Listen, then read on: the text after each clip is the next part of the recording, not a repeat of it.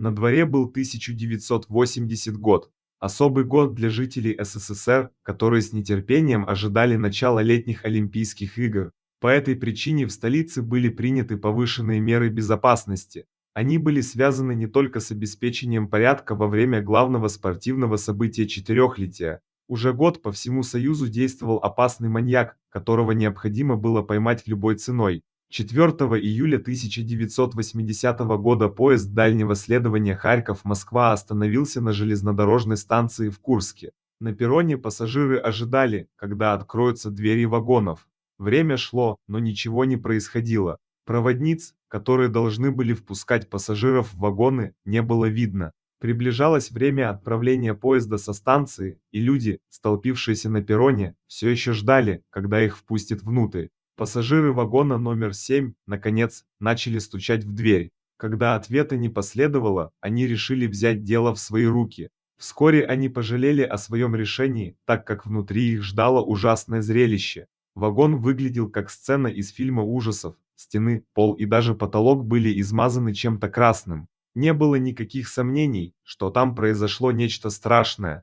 Пассажиры начали заглядывать во все купе подряд в поисках возможных выживших. Единственным живым человеком оказался электрик Александр Прилуцкий. Он крепко спал. Никто не мог понять, что произошло. Когда наряд милиции зашел внутрь, они также были ошеломлены. Вагон был пуст, и все внутри было забрызгано кровью, стены, двери и окна. Сыщикам предстояла сложная работа – понять, что же произошло и куда делись люди. Оперативники проверили список пассажиров.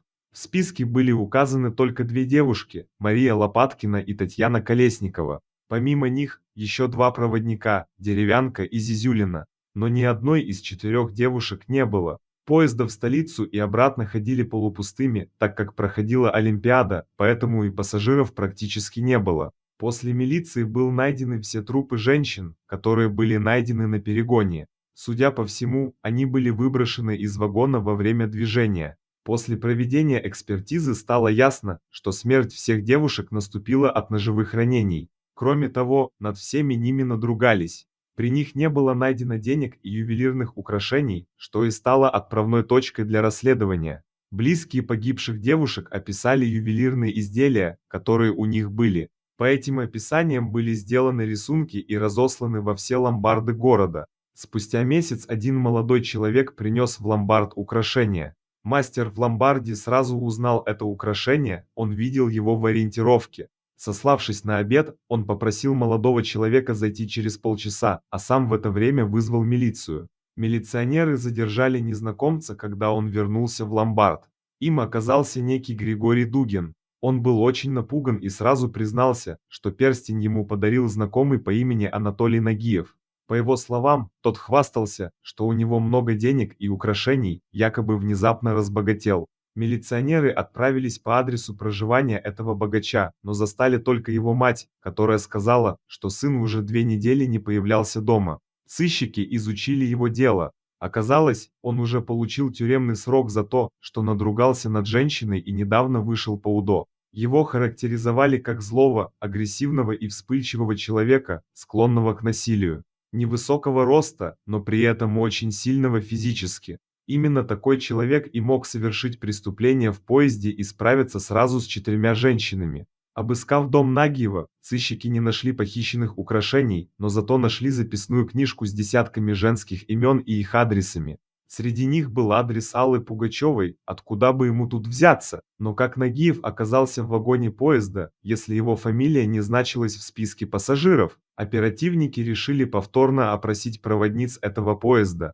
Вскоре одна из них призналась, что они взяли зайцем одного молодого человека. Он подошел к поезду уже перед самым отправлением. Проводницы жалились и впустили его. Они делали так довольно часто, поэтому для всех это было привычно. Возможно, они получили за это определенное вознаграждение. Также электрик поезда Александр Прилуцкий больше не мог молчать и решил рассказать правду. Прилуцкий признался, что в ту ночь в вагоне поезда он стал свидетелем преступления. Он увидел настоящего преступника и испугался за свою жизнь, поэтому спрятался в своем купе. «Женщин режу, как курей, а мужиков не трогаю», сказал убийца электрику, когда ночью с ножом в руке заглянул в его купе. В тот день он обошел все вагоны. Когда Прилуцкий вошел в вагон номер 7, он застыл на месте. Перед ним стоял преступник с окровавленным ножом в руке. Вагон и одежда молодого человека были также в крови. Преступник не стал убивать электрика, сказав, что ему нужны только женщины. После этого Прилуцкий в ужасе убежал к себе и долгое время молчал. По составленному описанию железнодорожников, сыщики поняли, что речь шла о Нагиеве, и когда показали его фотографию, все сразу его узнали. Имя преступника было известно, показания были собраны. Дело оставалось за малым – задержать его. Фотороботы были разосланы во все отделения милиции города Курска, в соседние районы, в столицу и даже в Ленинград. Поступало много противоречивой информации, но она не находила подтверждения. Вскоре мама Нагиева пришла в милицию и рассказала о том, что с ней связался сын. Он назвал ей адрес в городе Днепропетровске, по которому скрывался. На этот раз информация оказалась верной. Сотрудники правоохранительных органов смогли задержать Нагиева без лишнего шума. Подозреваемый был доставлен в следственный изолятор Орловской области. Во время допросов подозреваемый вел себя вызывающе и нагло. Между тем, он пытался подобрать подходящее время для побега. В какой-то момент ему удалось сломать наручники и нанести удар конвоирам. Однако его сразу же задержали. После этого Нагиева перевели в следственный изолятор со строгим режимом в городе Курск. Через несколько дней Нагиев рассказал о том, что совершил. Он поделился с следствием своей проблемой, он категорически не переносит женский пол, и какая-то внутренняя сила толкает его на убийство и насилие в отношении женщин. Также Нагиев рассказал, что не выносит Пугачеву и однажды чуть не убил ее. Он практически догнал ее в подъезде ее московской квартиры, но находящаяся там консьержка напугала его, и певица спокойно зашла в лифт. Знаменитость не давала ему покоя, и, совершая свои гнусные поступки, он представлял Пугачеву. В ходе допроса была составлена хронология событий преступлений Нагиева. В ноябре 1979 года Нагиев был освобожден условно-досрочно и вернулся в свой родной город. Вскоре он получил работу киномеханика передвижной киноустановки. Это была мечта для преступника, который любил совершать свои преступления в поездах.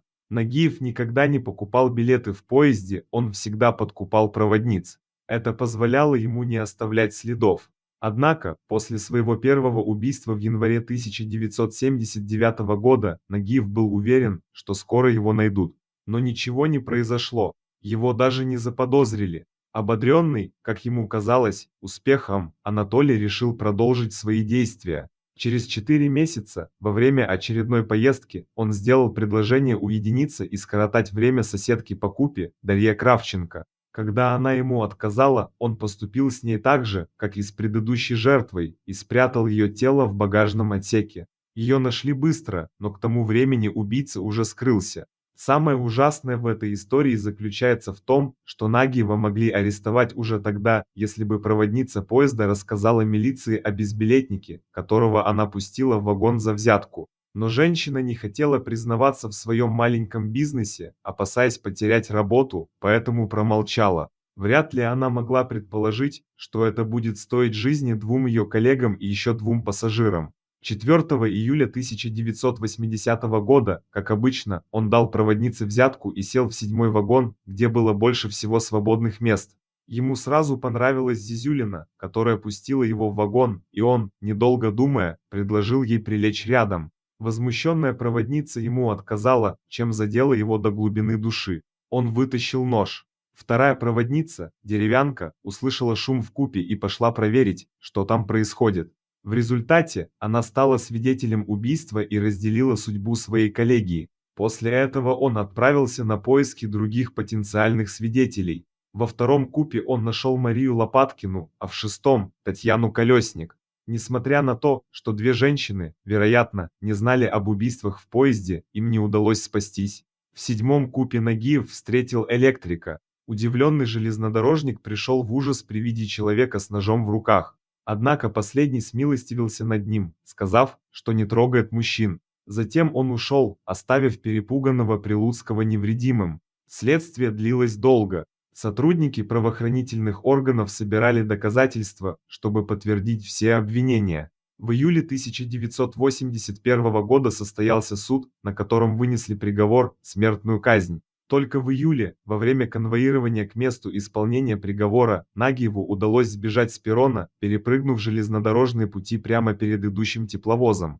Министр МВД Щелоков сказал срочно найти беглеца и сам руководил ходом поисков. Были подняты все службы, но найти его никак не могли. Его поймали через 40 дней в Ростовской области. Он прятался в стоге сена, похищая еду у местных жителей. При аресте он оказал сопротивление и получил 15 пулевых ранений, но выжил. Врачи спасли его и поставили на ноги, но только для того, чтобы 5 апреля 1982 года приговор был исполнен. Нагиев до последнего надеялся получить помилование или отсрочку приговора. Так легко лишая жизни других, свою собственную он расставаться отчаянно не хотел. Хотя вина Нагиева была доказана только в 6 эпизодах, он говорил, что совершил намного больше убийств.